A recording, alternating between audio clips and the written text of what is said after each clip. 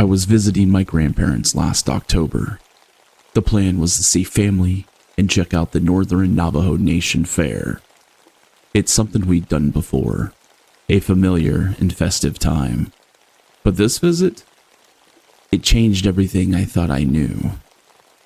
If you know anything about the Navajo people, especially those still living on or near the reservation, you'll know that most don't talk about skinwalkers. Not casually, not even in passing. The belief is that even mentioning them invites their attention. But I didn't grow up on the res. I was raised far from it. Far from the stories, the warnings, and the unspoken rules. So I was naive. I was skeptical.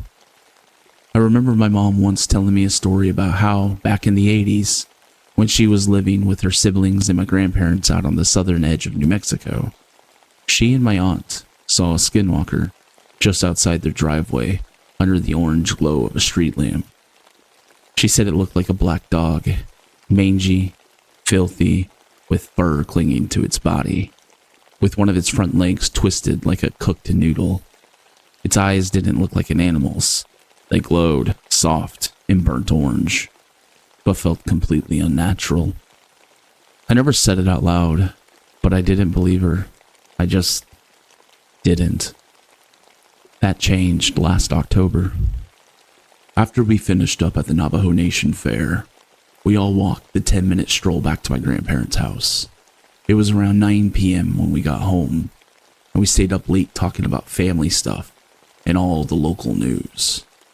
It was roughly around 2 in the morning when I blurted out, "Hey, are skinwalkers real?" The room froze, like absolutely dead silent. That's when my grandma shot me a glare, her voice rising in a panicked hiss. "You shouldn't be speaking about that." She and my grandpa went straight to bed. No good nights, just gone.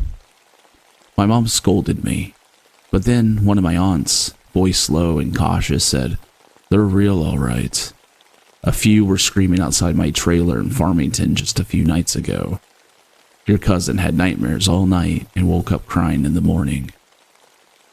No one else said anything after that. The mood was heavy. Wrong. Eventually, we all went to bed. The trailer is old, but that night was nice and cool. We slept with the windows open, screens in place to keep the bugs out. Everyone eventually drifted off to sleep. Everyone except me. I couldn't stop thinking about it, about what I said. As a kid, I was told even thinking about skinwalkers can call their attention. And here I was, turning the idea over and over in my head, lying there, wide-eyed like an idiot. And then, I heard something. Movement outside. I got up, quiet as I could, and made my way toward the kitchen window. Everything in the trailer was dark, except for the porch light, casting its dull glow across the yard. I was hoping whatever it was wouldn't notice me. Peeking through the window, all I could see was the dirt yard, the vehicle, and a few old metal trash cans. Nothing out of the ordinary. I let out a breath. Probably a cat or a stray dog. Nothing serious. I turned away and took maybe 2 steps, and then I heard it. A distorted scream. Close. My blood ran cold. I whipped back to the window, and that's when I saw it. It was crouched behind the cars, just outside the reach of the porch light. Coyote-like, but off. Wrong. Its fur was gray, matted like it hadn't bathed in years, and its eyes, they glowed with that same burnt orange light my mom once described. It wasn't just scary, it radiated evil. I ran, bolted to the back bedroom, heart to my throat. Then I smelled it. This awful stench like something long dead and rotting under the sun. I shook my mom awake, voice trembling. There's something outside. She groaned. It's probably a stray animal. This is the res. Animals wander at night. No, Mom. There's some Blair Witch Project shit going on outside. That got her attention. What? What the hell are you on about? That's when we both heard it. That same scream, louder now, followed by thrashing outside. Hear that? That's what I'm talking about. We both ran to the window and looked out. It was moving slowly towards the door. It dragged its back leg, limping in this unnatural, jerky motion. Then it started scratching at the door. It moaned, not like an animal, not like anything I've ever even heard. It was muffled, human and wet. My mom ran to get my dad.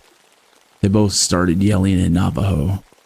Fast, aggressive, words I couldn't catch, words meant to chase it off. All the noise woke up the rest of the trailer. People came rushing into the hallway. My mom turned to them and simply said, "Skinwalker." Everyone went dead still.